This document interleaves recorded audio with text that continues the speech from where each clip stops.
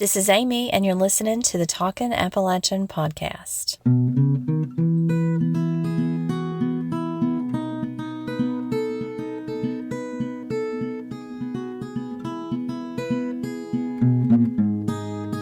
Today, we're diving into a truly intriguing topic, the Melungeons.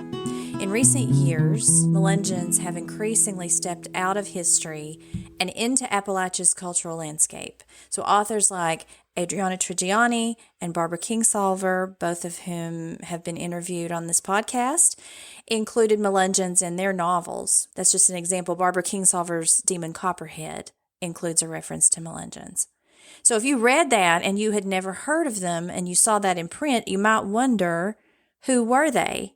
Where did they come from? And why does their story continue to inspire people to research and to write and sing and gather? If we go back in time, you quickly realize that people were not so eager to embrace Melungeon ancestry as they are now. They were called a mysterious group of people living in the Appalachian regions of the United States, particularly in Tennessee, Kentucky, Virginia, and North Carolina. The word Melungeon comes from the French mélange, meaning mixed. As early as the 1800s, it was used as a racial slur for about 40 families living in central Appalachia.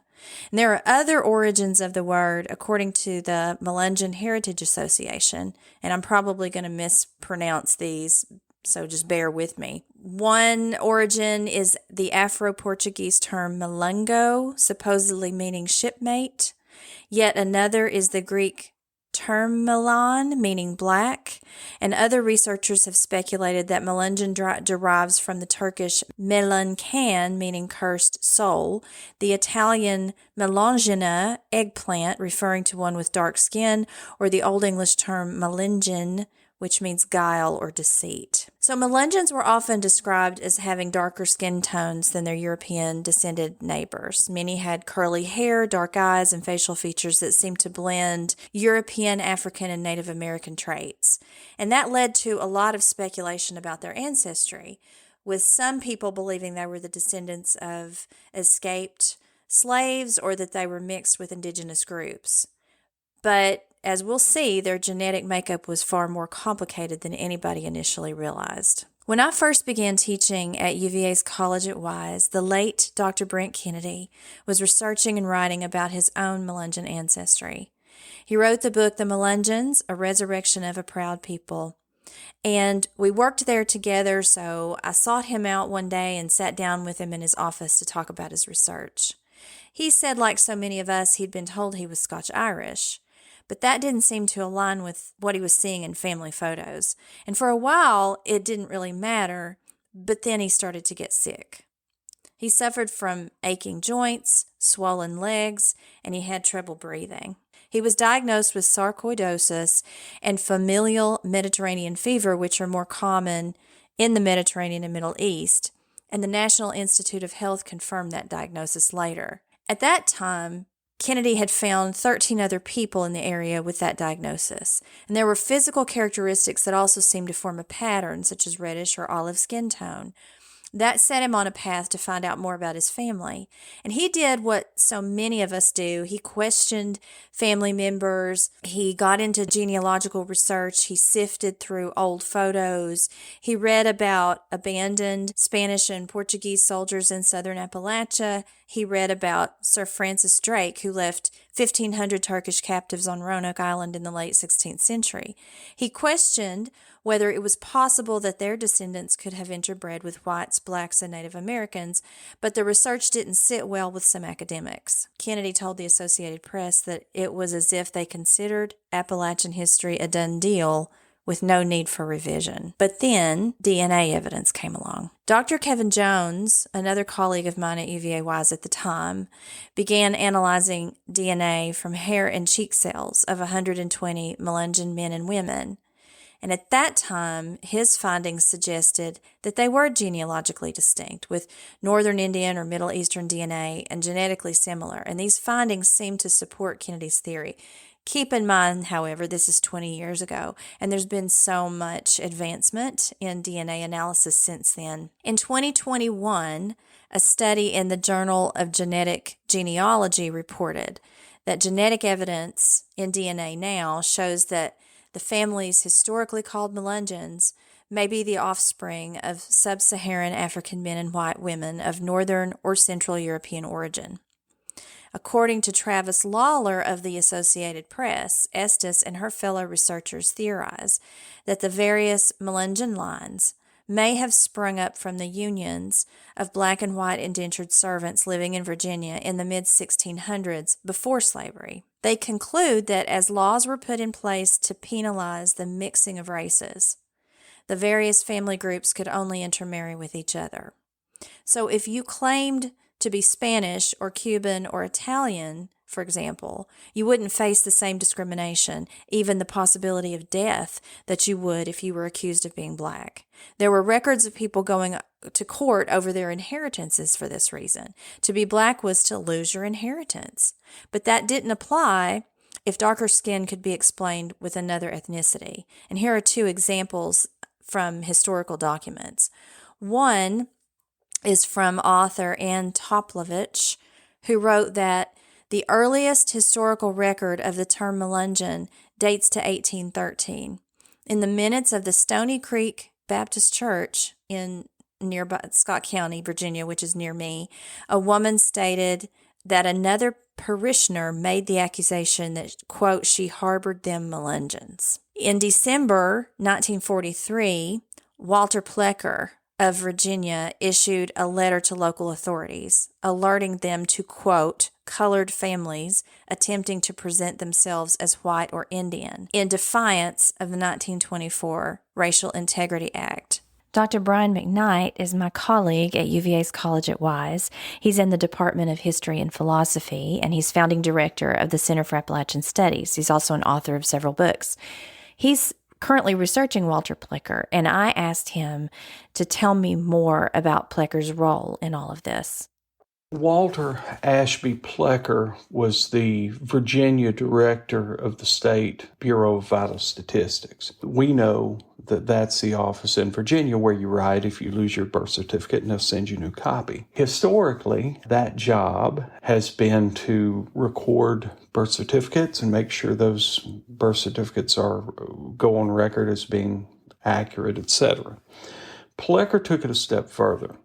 Plecker was a physician. He was from Augusta County, apparently a pretty good doctor in his day. But Plecker was a racist, and he was a scientific racist. He was into phrenology and the measuring of skulls to make sure people were properly intelligent and to show these to give some, I suppose, evidence to suspicions of racial inferiority. In 1924, Virginia passed what becomes known as the Racial Integrity Law.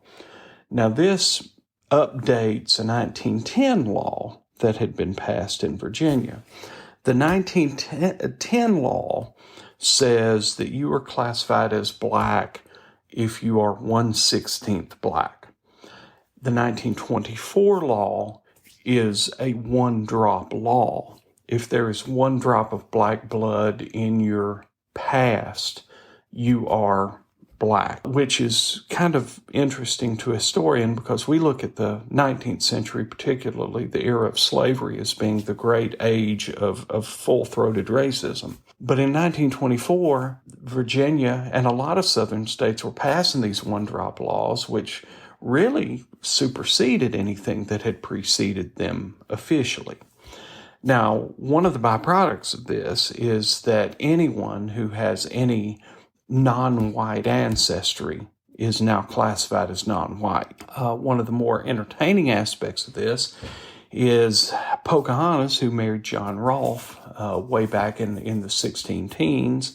Her descendants grew into these very influential figures in Virginia history and very politically and economically powerful figures in Virginia history. As of 1924, they were black. They were not afforded any of the benefits of citizenship, etc. in Virginia. So this becomes a real lightning rod, particularly for those descendants of Pocahontas. And within a year or two, the state legislature is going to write in the Pocahontas exception, which basically means anybody with a drop of non-white blood is non-white. Unless you descended from Pocahontas, then you're purely white, which is pretty laughable from my perspective. But, we all have to do what we have to do to justify what we do. One of the more interesting things about this is Plecker. He sticks around in this job for a very long time. And in 1943, he is hearing rumors that black people are moving out of their home counties, moving to new counties, getting married to white people, and having children who will then pass as white for the rest of their lives. Well, of course, somebody like Plecker, they're going to be opposed to this.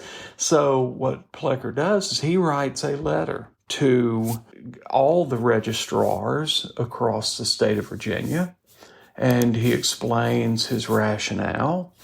And he goes as far as including a list of counties and surnames from those counties that should be, at this point forward, classified as black. Interestingly enough, throughout Virginia, you have these very common names that would automatically become black as a result of this letter. In Southwest Virginia, it's among the most popular names in the region. But ultimately, this letter doesn't actually go that far. I'm not sure that any of the registrars actually changed any of the classifications, and ultimately the Racial Integrity Act is going to go by the wayside. This is incredible to look back in history and see that this man, as late as 1943, was able to do this as an official of Virginia.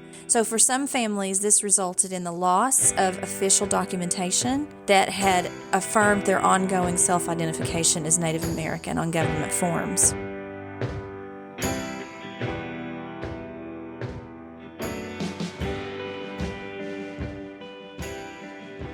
Have you subscribed to our Patreon page yet? In my latest post for my subscribers, I wrote about my interview with the late Yvette Perdue, a hero of the French Resistance. Captured by the Nazis and imprisoned at Dachau, she escaped to Austria and later found safety in Appalachia. Go subscribe and read about her incredible story of courage and survival, preserved before her passing in 2021.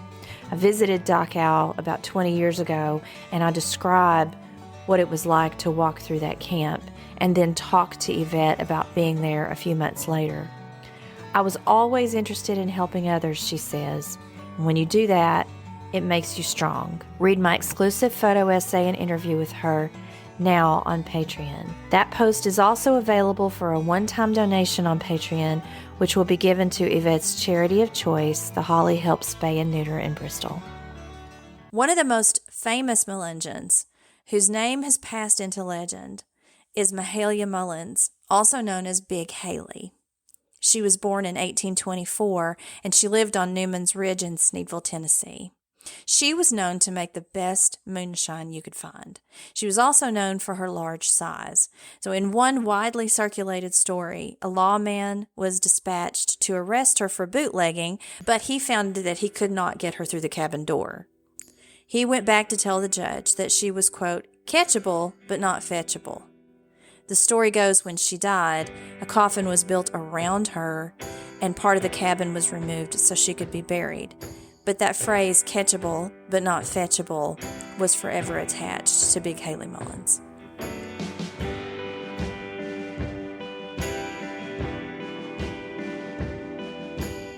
So what all this tells us is that the Melungeon story is complex, but it's also a story about their resilience and their survival.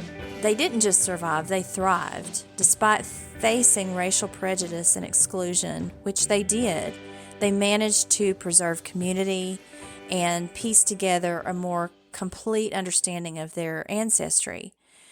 So if this topic interests you, there's so many more layers to it. There's so much research out there. I encourage you to read Dr. Kennedy's book, visit the Melungeon Heritage Association website. They also have a a 7-episode podcast called Melungeon Voices.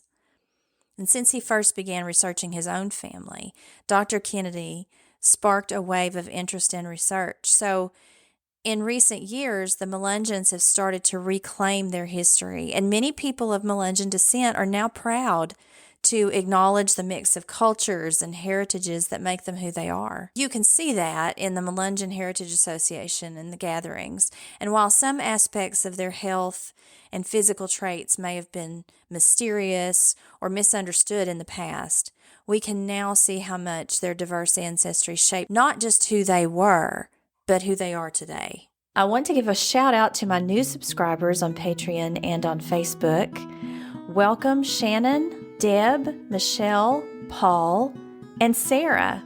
Welcome to Patreon. And over on Facebook on the Subscriber Hub, thank you Terry, Dawn, David, and Michelle. I'm so happy to have you all on board. I'm also happy to have free subscribers on board. You can enjoy some content and some perks. If you haven't already, come on over to Patreon or to the Subscriber Hub on our Facebook page. Join up and you'll get early access, bonus content, and don't forget to subscribe on YouTube as well. Thanks for listening, and remember to keep talking Appalachian.